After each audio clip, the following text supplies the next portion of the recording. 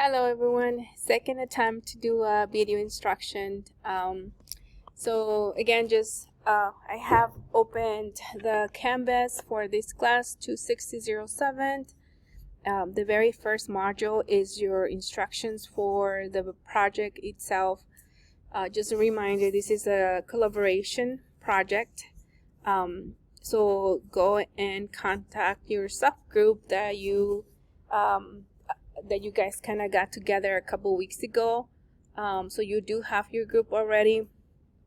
So contact them and make sure you find some time to meet up and work on the project.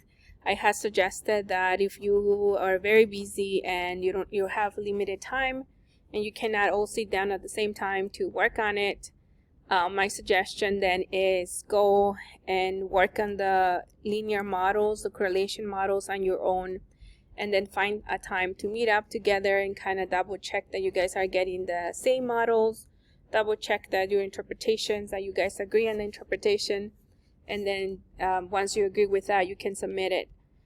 Your project is due on April the 6th, and if you open here the instructions for the project, you'll see that I provided a PDF document and the Word format.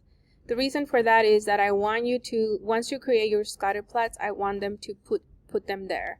So I'm going to just open the PDF, and I gave you data, real world data from first for movies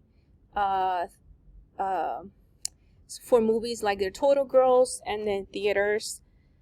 And then for the second data, you have average income, and then it's comparing that to the number of organic items offered. And then it kind of walks you through different little parts where you, as a group, need to create the linear correlation models if there's one, right?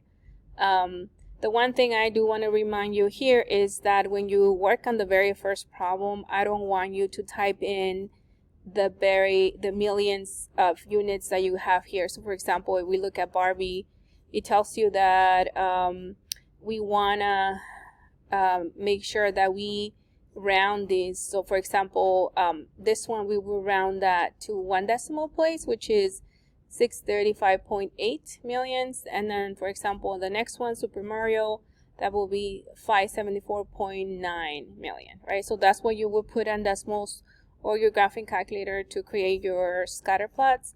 Again, my suggestion, make sure you clearly follow instructions as to how they want this. For example, we want the scatter plot, we want total gross with number of theaters, and the number of theaters is supposed to be on the horizontal axis with the total gross in millions on the vertical axis.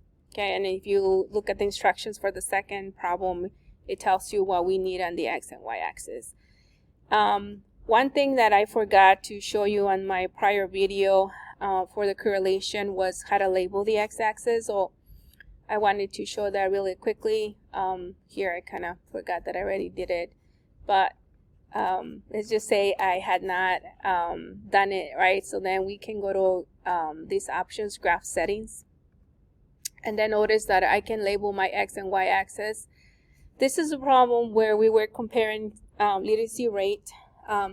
So on the x-axis, we want to write literacy rate. And on the y-axis, we want to write infant mortality rate. Okay? So make sure when you're working on your project, you clearly label your x and y-axis. And again, you put in your data and then you create your models. This is the formula you always use to create your linear model. You always look at your correlation coefficient. Your correlation coefficient tells you how good of a model you have, so the strength of the model. So anything that is 0.75 or better is considered good, or negative 0.75 to -1 is considered that is a good model. Okay? I'm going to go back to the statistics project. Again, this is for the very first problem. Again, working your subgroups. You also need to do, if you go to the module here, notice that besides your doing your project, I have a link that you can submit your work there. You also need to do the peer group review, so make sure that you guys are working together and that you're contributing. And then once you are done with the project, go ahead and submit your review, and the link is provided there as well. Okay. And then I think like my last comment was that just a reminder, next week I only have one assignment, which is normal distribution, section 6C.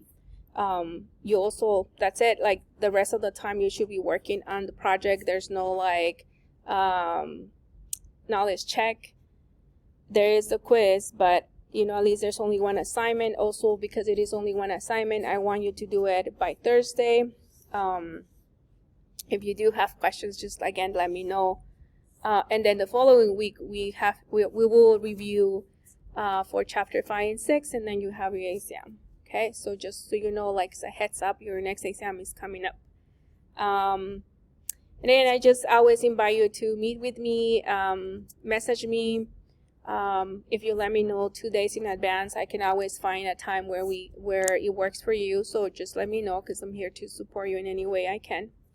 And again, just work with your subgroup and have fun, and reach out if you have questions. Okay, thank you. Bye-bye.